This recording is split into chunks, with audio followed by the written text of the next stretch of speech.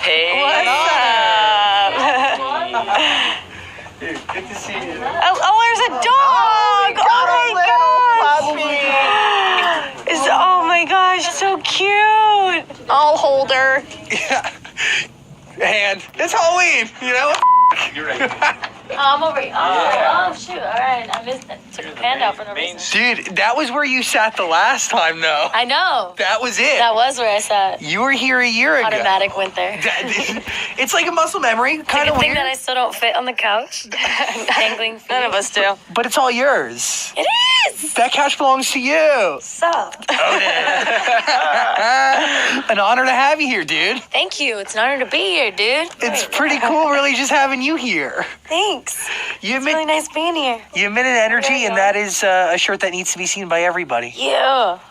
What does it say? It says lover, fighter, dreamer, believer, voter. Nice. Voter. It's almost time. That's the most important word on that. Voter. Absolutely the most important word. 5 things people should want to be, right? And Right. strive to be. I agree. Not always easy, you know? No, definitely not. But I think they're good qualities. They are. I mean, you Try to know, aspire to be them as much as possible. and you put it out there. Yeah. Do you believe, like, do you manifest things? Do you think about things? And, you know, when you're thinking about something, do you try to have it appear? Do you make it appear yourself? Like, how do you, where do you, how do you like exude goodness? I almost? think manifesting is kind of, because essentially manifesting is just taking ideas from an ether and then like bringing them to life in the present, because manifestation is just a combination of thought and action. So it's like technically I think it up, but also it doesn't really ever get done if I don't tangibly make it a reality by working however hard I need to accomplish something, or putting the right tools in place to accomplish something. But by always thinking about it, it's present in your mind, so you kind of automatically do it. Technically. We were talking. You were here a year ago. Mm-hmm. The couch is all yours right now. Tis me. Killing it. Thank you. How is the Lauren Jauregui that sits on that couch today different than the Lauren that sat here a year ago? She's brand new. I'm kidding. No, but for real, kind of. Yeah, I've just, this year has been an insane amount of exploration, like just kind of getting really deep down into my own heart and my own kind of things I've been through and things I've not really talked to myself about. Because, I feel like a lot of us kind of like float through life and like we get to this point of numbness and we don't really know how we got there. We're not really feeling as much. And that's to say, to the good things as much as the bad things, And then I noticed that when I lost touch of feeling, I lost my artistry. I lost myself and what I love to do, because I couldn't really get in touch with that anymore. Because feelings is what fuels it, makes sense. The emotion is what fuels the art, exactly. So I've been just reconnecting with that and allowing myself to feel and allowing myself to kind of explore the different ranges in my mind. What leads to that numbness? Is it monotony? Is it not engaging your brain that keeps you awake? Is it not facing new challenges on a daily? Like, what is it? I think it's all of those things and more, you know what I mean? I think the numbness is kind of created as a coping mechanism to like all of the bombardment that we get in the world we live in right now. We're just constantly asked to be performative and constantly asked to be present and happy and nice and like giving. Especially as a woman. So like it's just kind of exhausting after a certain point, especially when you're like in a monotonous kind of cycle where you don't feel heard, or you don't feel like you're expressing yourself, or you don't feel like, you have any value to the situation you're in. It's just, it's easy to just kind of like succumb to the numbness, I totally understand. And it makes it hard to change because you realize you get comfortable. Yes, it's you get comfortable drowning. Yeah, it's drowning, but then it's also like, again, just as much for the bad as there is the good. Like you kind of like create this whole entire like blanket over yourself from experiencing anything, but it's also like keeps you away from having to really delve into yourself and work through your own shadows and your own bullshit, and take responsibility for that. A lot of us like to just be like, oh no, like deep down in my heart, I'm not that person. It's like, yeah, but your actions say that you are. So unless your actions are lining up with your heart, then who are you? Well, that's the truth, right? Anybody can say anything, but Yeah. acting a certain way is what really makes the difference. And I firmly believe that the majority of us are really good people in our hearts. I know it for a fact. We're all either broken to some degree, or we've been through some or we've been taught that a certain way is the right way to react, or whatever it is. But again, we have total autonomy over our own beings and the way that we interact with the world around us. And you bring up many good points, but realizing that we're all the same is step number one, right? Yeah, You know, we all have hearts. past, present, futures, we all have hearts. I mean, we are human beings. We share a planet. We share ideals. I mean, we're really one and the same. There's not many things that make us different, if anything, honestly. In the major Scheme of things. Yeah, but the major pillars that make humans, we actually end up sharing all those same things. So whether it's love and life and happiness and sadness, it's all shared. Whoa. We went off there. Love having you here already, man. Expectations? Dude, We talk about expectations. but it's all connected. You mentioned a blanket that you had, right? And that blanket that was kind of like a layer between you and everything else that was going on. And you have so many years behind you, good and bad things, but, you know, a lot of good stuff, a lot of major accomplishments. Did that blanket restrict you from understanding and kind of realizing and soaking in those great moments? For a long time it did. And then I kind of snapped into a place where I was like, yo, like, be alive. Like, try to absorb what's going on. And even then, like, a lot of this stuff happens so quickly, you don't have time to absorb it. You know, you don't have time to process it. Because you're on to the next. You're on to the next. And if you're not on to the next, you're a flop. And it's like, you know, like, they don't give you time to breathe or enjoy what you're doing, or to even allow it to grow into something even anymore. It's like, if it didn't chart within the first 5 minutes of it being released, like, it's a flop. Whatever. Like, wait, what? I'm sorry.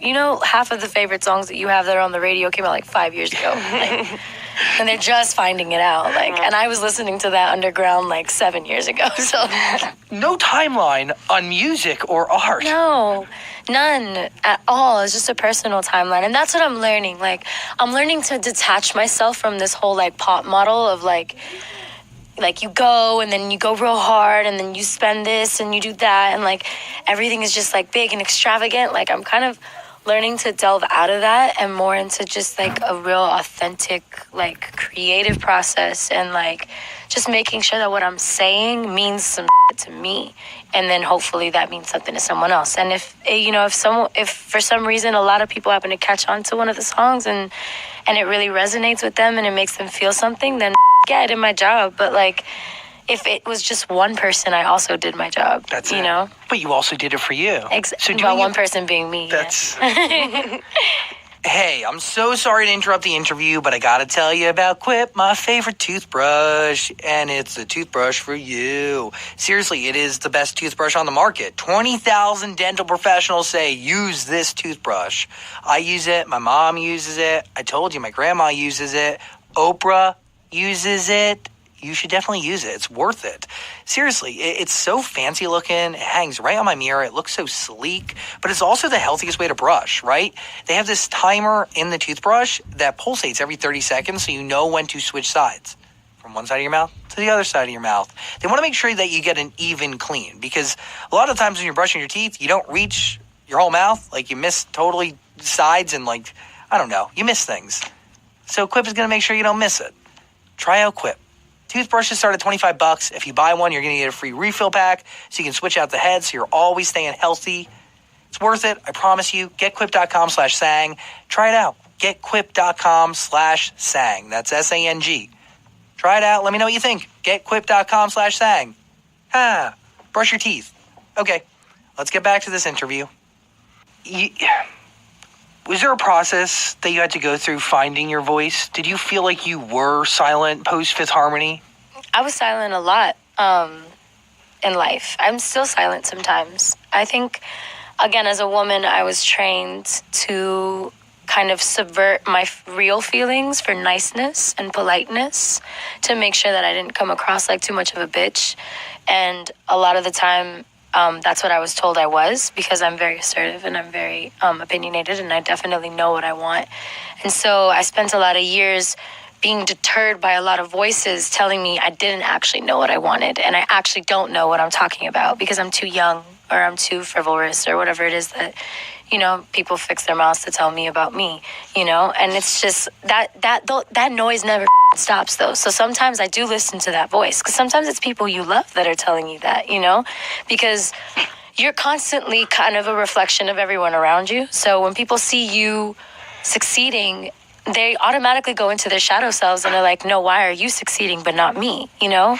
And so you feel that pressure, and I'm very sensitive, so I take what people say personally sometimes, and like if I don't take it personally, I still note that they said it, you know what I mean, or that's some sort of perception somebody has of me. It still bothers me, you know. It'll affect the way you move. You feel act. me? Yes. Yeah, but what I'm trying to learn right now is to not let it affect the way I move anymore. For me to keep moving beeline to where I need to go, and for the, like water, like a shark through water, you know what I mean? Like, yes. Just let everything kind of like graze me the way it does, but not allow that to deter my path. So you're saying you were the company you kept, right? You were forced to be around these people, and the way you perceived the outside world was kind of shaped by those who had by the perceptions around me. Yeah. Exactly. So you couldn't even like come up with your own opinions or your own thoughts. Exactly. And even though it was within you, you kept it shut because I didn't have the proper outlets to express it. What is it like?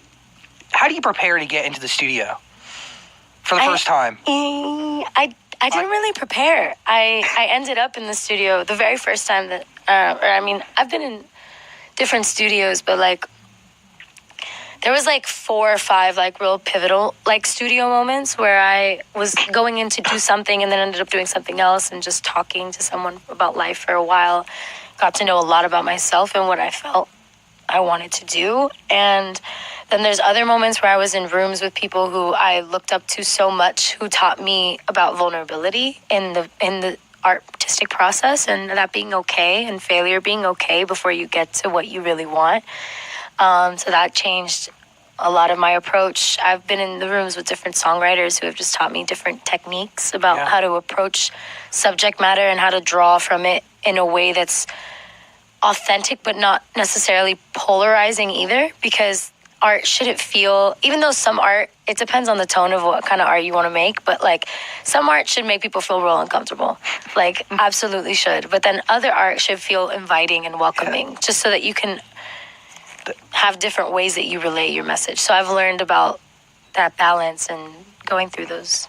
See, that's how you really make that. That's how art is impactful, right? If it gets you in and makes you feel welcoming, inviting, and then it hits you with something that you maybe weren't expecting, or something you actually really deeply needed. Yeah, I also love art though that hits you in a way that makes you feel mad. Yeah, like I would love to write a song that I get death threats for. Like, I know that sounds crazy, but that's the world we live in. We live in a world where people get death threats for standing up for like their human rights. So like, I want to write a song that's that powerful enough that someone that unconscious thinks that they need to threaten my life. Like that would be my goal. I feel like you're doing something right if you're getting death threats. You feel me? Yeah. Like that means I'm doing something that's moving.